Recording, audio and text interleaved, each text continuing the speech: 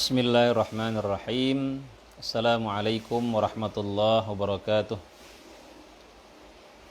Alhamdulillah wassalatu wassalamu ala Rasulillah Muhammad ibnu Abdillah wa ala alihi wa sahbihi wa mawalah, amma ba'd. Puji dan syukur hanya milik Allah Subhanahu wa taala Rabbul alamin. Salawat dan salam selalu tercurahkan kepada junjungan kita baginda Rasulullah sallallahu alaihi wasallam. Semoga kita semua kelak bisa mendapatkan syafaat daripada Rasulullah sallallahu alaihi wasallam. Jamaah yang dimuliakan Allah Subhanahu wa taala, kita lanjutkan tadabbur surah Yusuf ayat ke-23 sampai dengan ke-24. Kita baca dulu ayatnya. A'udzu billahi minasy syaithanir rajim. Bismillahirrahmanirrahim. وراودته التي هو في بيتها عن نفسه وغلقت الأبواب وقالت هيت لك قال معاذ الله إنه ربي أحسن مثواي إنه لا يفلح الظالمون ولقد همت به وهم بها لولا أن رأى برهان ربه كذلك لنصرف عنه السوء والفحشاء إنه من عبادنا المخلصين. Dan wanita yang Yusuf tinggal di rumahnya menggoda Yusuf untuk menundukkan dirinya kepadanya, dan dia menutup pintu-pintu seraya berkata, marilah ke sini.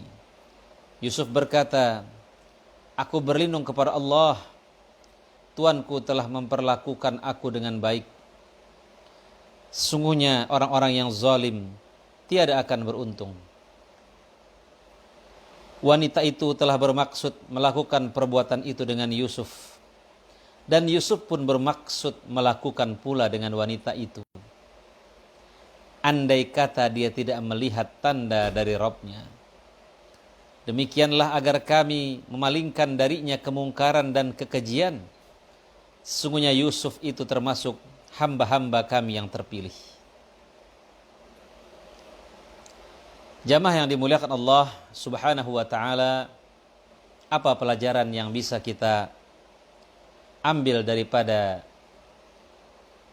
ayat ini? Yang pertama, bahayanya berkhalwat. Bahayanya berkhalwat dengan perempuan dalam satu ruangan.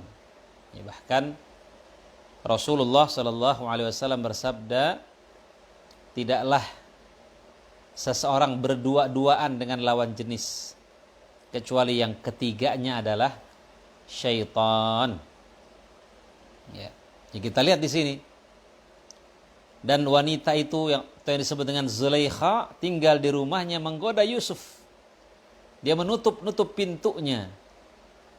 Jamaah yang dimuliakan Allah Subhanahu wa ta'ala, Allah berfirman, wala taqrabuz zina, jangan kamu dekati zina. Innahu kanat fahisyatan wa sa'a sabila. Sesungguhnya zina itu adalah perbuatan yang keji dan seburuk-buruknya jalan. Dr. Yusuf Al-Qaradawi dalam bukunya Halal dan Haram, beliau menceritakan bagaimana zina itu terjadi. Diawali dari apa? Diawali yang pertama dari nadhrah. Apa itu nadhrah? Melihat. Makanya kata Nabi, pandangan itu panah beracun iblis. Siapa yang meninggalkannya karena dia takut kepada Allah Subhanahu wa taala, maka Allah akan memberikan manisnya iman dalam hatinya. Setelah nadhrah, kemudian ibtisam, tersenyum antara satu dengan yang lain. Ya. Kemudian yang selanjutnya adalah kalam, dia berbicara. Ya, dia saling chatting, ya. Kemudian mau'id, dia berjanji ketemuan, ya. Janji untuk ketemuan. Kemudian liqa, kemudian bertemu. Nah, disitulah terus syaitan akan bermain. Ikhwatal iman rahimakumullah. Karenanya jangan pernah merasa aman ketika berduaan dengan lawan jenis. Jangan pernah merasa aman. Karena pasti yang ketiganya adalah syaitan.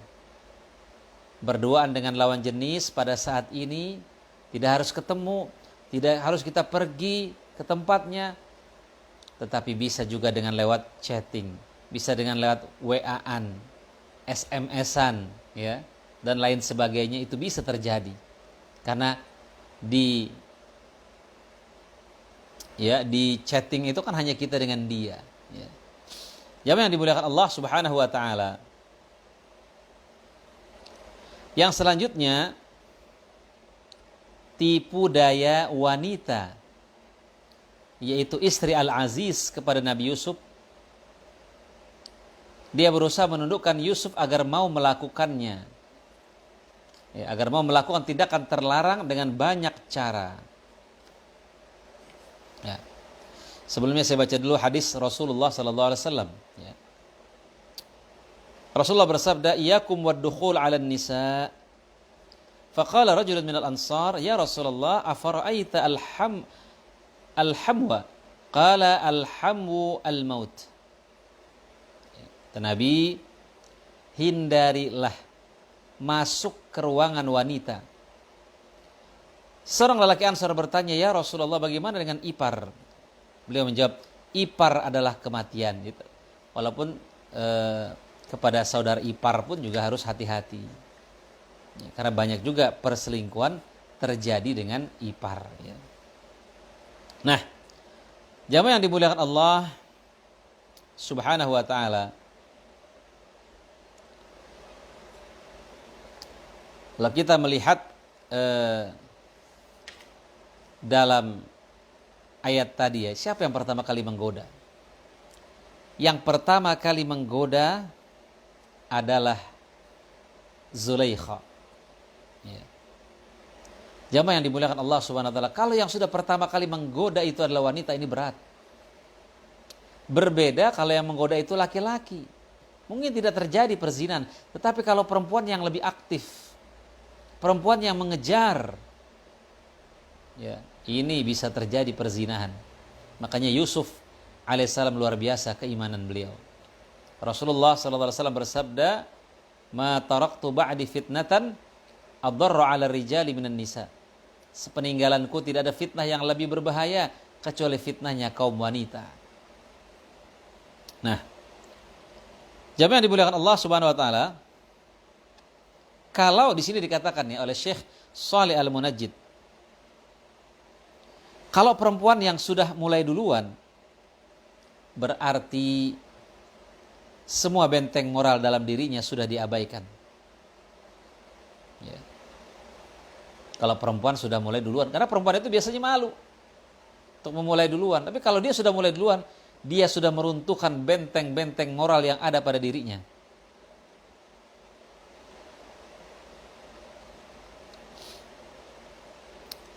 Jamaah yang dimuliakan Allah Subhanahu wa taala, berbeda halnya jika yang mengajak laki-laki.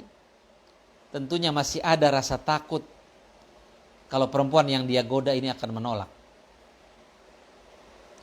ya, atau mengadu kepada keluarganya. Tetapi kalau sudah yang menggoda perempuan, silahkan Anda lanjutkan sendiri.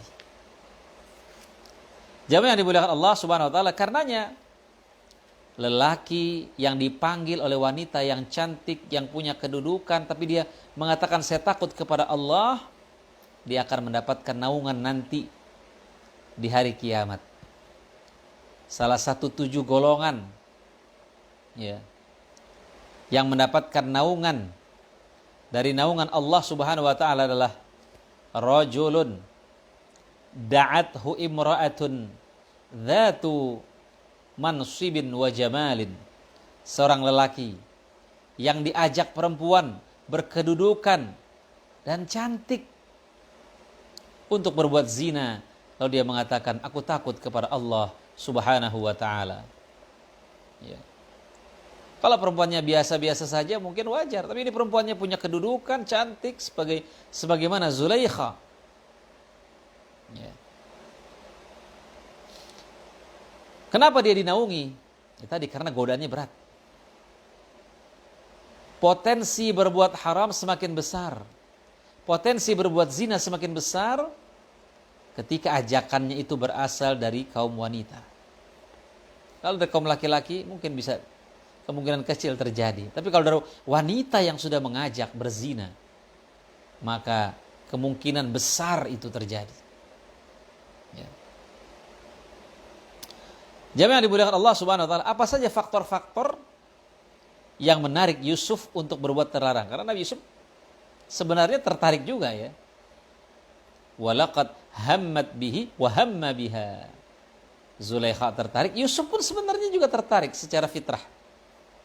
Kalau dia tidak melihat peringatan dari Allah Subhanahu wa taala. Nah, kenapa Yusuf tertarik? Yang pertama, yang goda itu perempuan. Nah, kebanyakan lelaki jatuh ketika yang menggoda itu adalah perempuan terlebih dahulu. Yang kedua, Yusuf sudah lama tinggal di rumahnya. Artinya dia bukan orang asing. Sehingga keberadaannya di rumah itu tidak akan memicu kecurigaan orang. Suami daripada si Imra'atul Aziz ini, ya, atau yang disebut dengan Zulaikha, tidak akan curiga. Orang Yusuf udah lama tinggal di situ, ya, nggak akan curiga. Yang ketiga, Zulaikha mengunci pintu-pintu rumahnya dan tidak ada yang mengawasi keduanya. Situasi seperti ini semakin mendorong orang untuk berbuat terlarang. Gak ada yang melihat. Di situ benar-benar yang ketiga benar-benar hanya Allah Subhanahu wa taala. Kemudian yang keempat, Zulaikha menyemangati Yusuf. Ya. Jadi Yusuf disemangati agar melakukannya dengan memanggil apa? Hai talak, ayo ke sini Yusuf. Ya. Bayangkan ya, kalau seorang pemuda dipanggil dengan wanita yang cantik dan memiliki kedudukan, apakah dia sanggup menolaknya? Kalau kurang-kurang kuat iman, berat. Makanya Rasulullah bersabda, la yazni zani hina yazni wa huwa mu'min. Tidaklah seseorang berzina kecuali ketika dia berzina iman itu lepas daripada dirinya. Jamaah yang dimuliakan Allah Subhanahu wa taala. Kemudian yang kelima, Yusuf masih muda. Ya.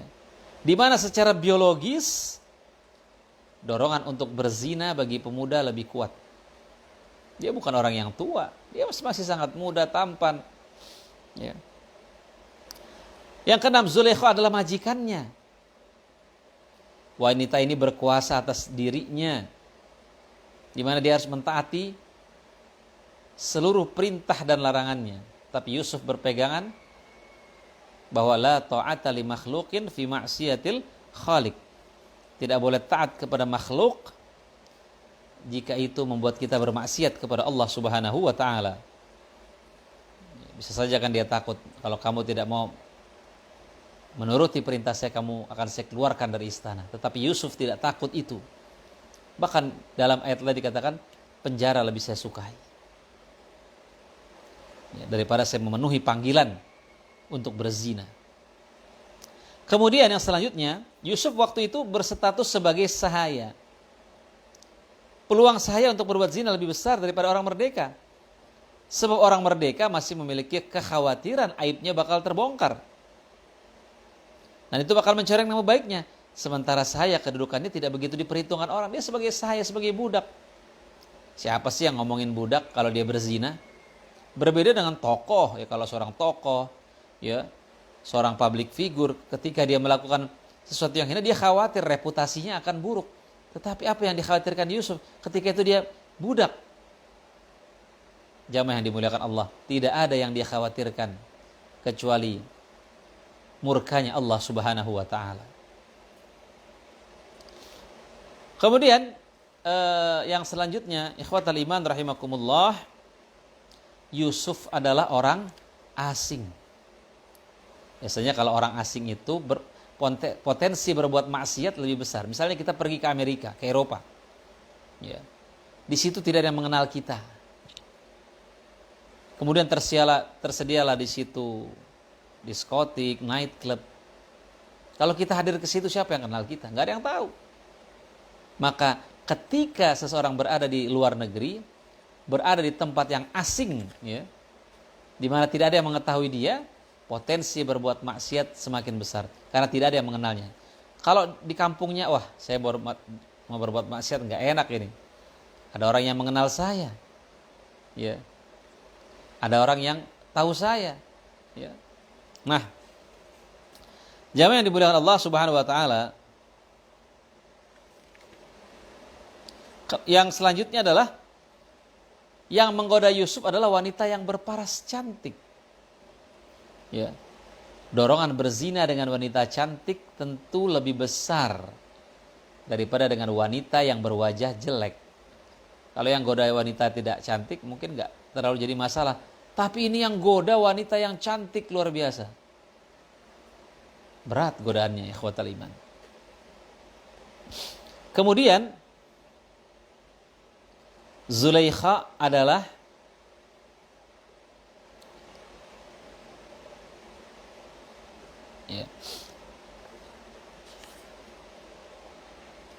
Zulaikha adalah wanita yang berkuasa. Dengan kekuasaannya dia bisa memaksa Yusuf.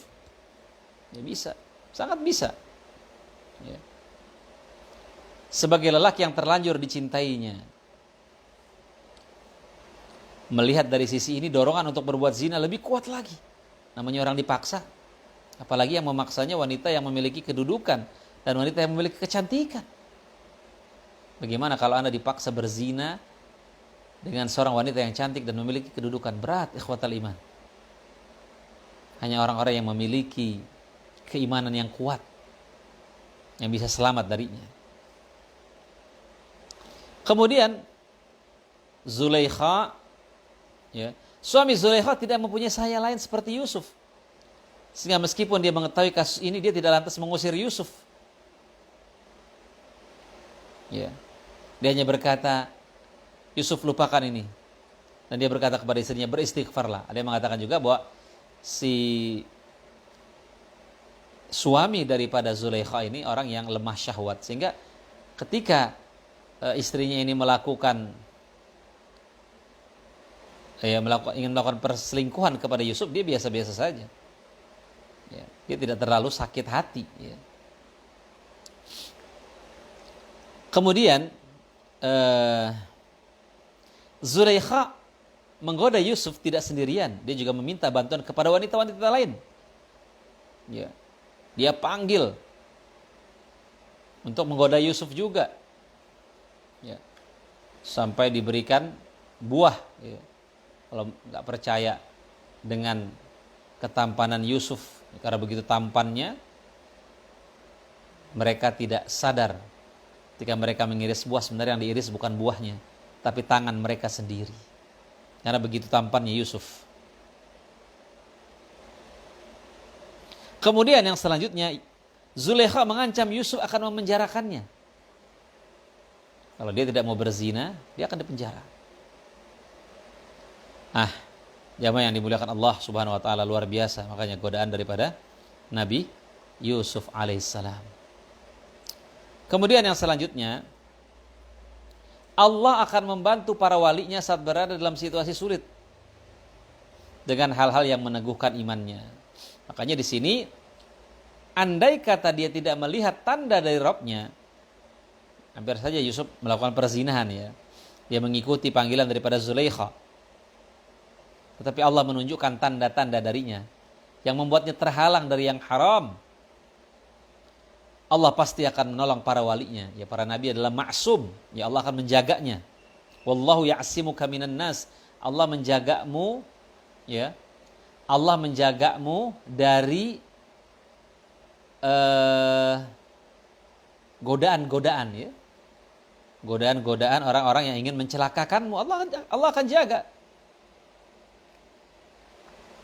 Sebagian pendapat mengatakan burhan tersebut adalah, apa yang dimaksud dengan burhan?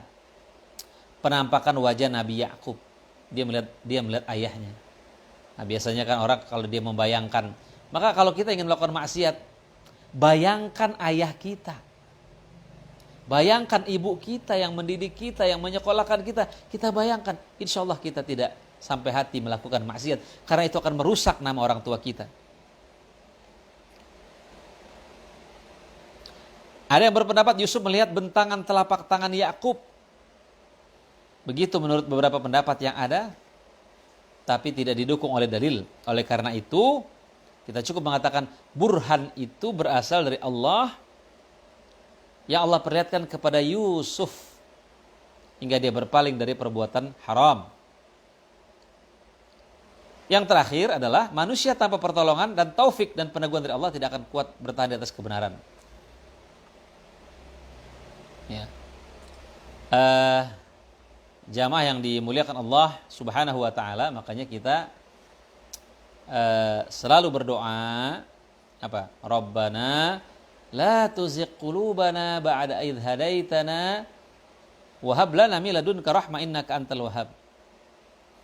Ya Allah, jangan kau cabut hidayah yang telah kau berikan kepada kami setelah kau memberikan hidayah kepada kami.